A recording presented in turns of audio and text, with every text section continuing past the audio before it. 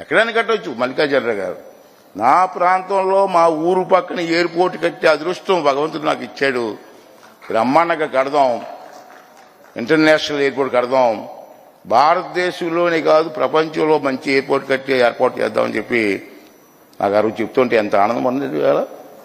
ఇవాళ training centre ఈరోజు MoU. ఇవాళ విమాన రంగంలో కొరత ఉంది, టెక్నీషియన్స్ కొరత. దానికి ట్రైనింగ్ సెంటర్గా ఇవాళ పెట్టాలి, ఇక్కడే పెట్టాలని నిర్ణయం తీసుకోవడం. దానికి అశోక్ గజపతి గారు కూడా పెద్ద మనసుతో ముందుకు వచ్చి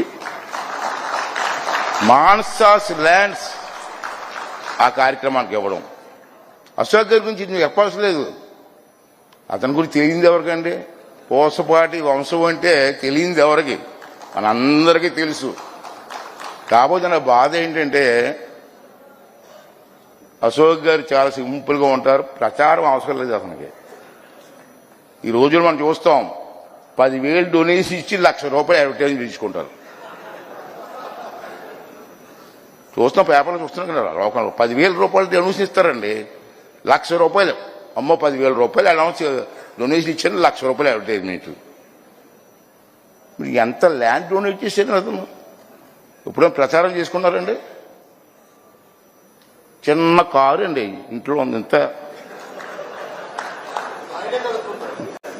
నానో కారు నూనో కారు అదే నేను చూసాను, ఇంత కారు. ఆ కారు కూడా ఇతను కొనుక్కుంటాడు, వదిలేసింది. వాషింగ్ కూడా ఇతనే. అంత సింపుల్గా ఎప్పుడు ప్రచారం కోసం చూడలే. నాకు బాగా గుర్తండి అతనంటే మాకందరికీ ఎందుకు గౌరవం అంటే, ఇందా చెప్పారు కోరుకొండ సైనిక్ స్కూల్ ఆ రోజు సెంట్రల్ గవర్నమెంట్ ఆ రోజుల్లో ఇస్తారని ప్రకటిస్తే ఎవరిస్తారో ల్యాండ్ అంటే ఎంత ల్యాండ్ ఇచ్చారని చూడండి, మీ అందరికి తెలిసి ఉంటుంది, చూసి ఉంటారు. దాంట్లో ప్యాలెస్ కూడా ఇచ్చారండి. ఎడ్యుకేషన్ కోసం వీళ్ళ కుటుంబం చేసినటువంటి విషయం చిన్న విషయం కాదు. కోట అంతా ఎడ్యుకేషన్ ఇచ్చారండి. ఇప్పుడు ఆ కోట అమ్మితే ఎన్ని కోట్లు వస్తుందండి? ఎంత ఏంటండి? అటువంటి ఎడ్యుకేషన్ సెంటర్ డెవలప్ చేసిన కోసం వారు చేసినటువంటి కార్యక్రమాలు ఎవ్వరూ మర్చిపోకూడదు.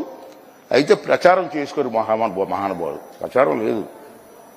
అంచేది నేను కోరేది ఏంటంటే, సుశీల గారు కానీ, ఘంటసాల గారు కానీ, కోడి రామూర్తి నాయుడు గారు కానీ, ఇటువంటి పెద్దలందరూ కూడా విజయనగరం సంస్థానం నుంచి వచ్చిన వ్యక్తులే. అంత ప్రాముఖ్యత ఉన్నటువంటి సంస్థ మానసాస్ సింహాచలం ఎన్ని భూములండి.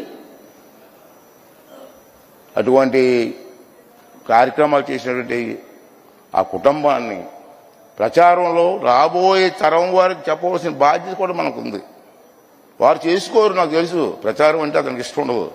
మనకెందుకండి? ఇతను మంత్రిగా ఉన్నప్పుడు ఉమ్మడి రాష్ట్రంలో గోదావరి ఎక్స్ప్రెస్ వచ్చేవారు మాతో పాటు హైదరాబాద్లోనే గోదావరి ఎక్కిపోయి, సార్ మీకు గోదావరి ఏంటి సార్ అంటే, సరదాగా వెళ్దాం అయ్యన్న అన్నవారు. అటువంటి కుటుంబం ఇటువంటి మంచి కార్యక్రమానికి మళ్ళీ ఇప్పుడు మాన్సాస్ కంబైన్డ్గా, జిఎంఆర్ మాన్సాస్ కంబైన్డ్గా ఈ కార్యక్రమం చేస్తున్నారు.